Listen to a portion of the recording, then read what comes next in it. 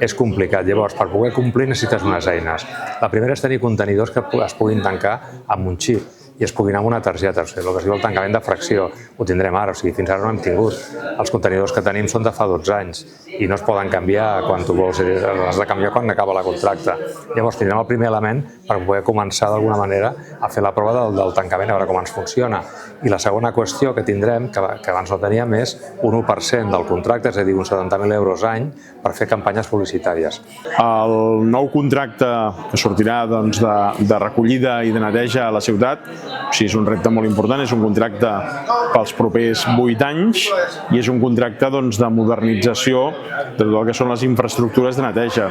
Especialment ve resoldre el problema de neteja i de recollida de la ciutat. Nosaltres hem sigut crítiques i hem sigut una abstenció al nostre vot per a aquest plec perquè no hem sigut interpel·lades ni convidades a participar-hi de la seva redacció.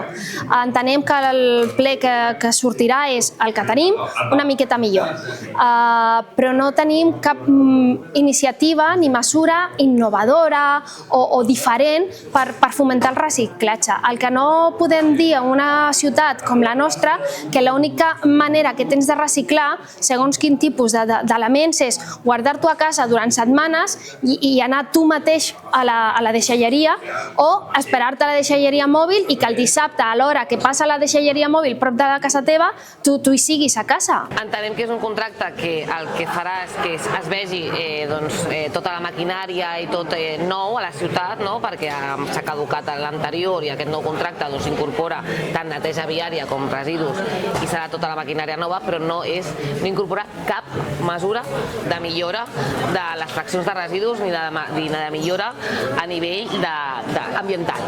I els deures i obligacions que l'Ajuntament i els municipis tenen en recollida de residus, doncs s'ha tapat les orelles, s'ha ficat una vena als ulls i ha dit això amb nosaltres no va i si algú agafa el plec amb tot el que es pot fer, amb tots els deures que estan fent molts municipis, amb temes com la taxa justa o el tancament de contenidors, l'Ajuntament ha dit que sí, que són voluntats, però que ja veurem.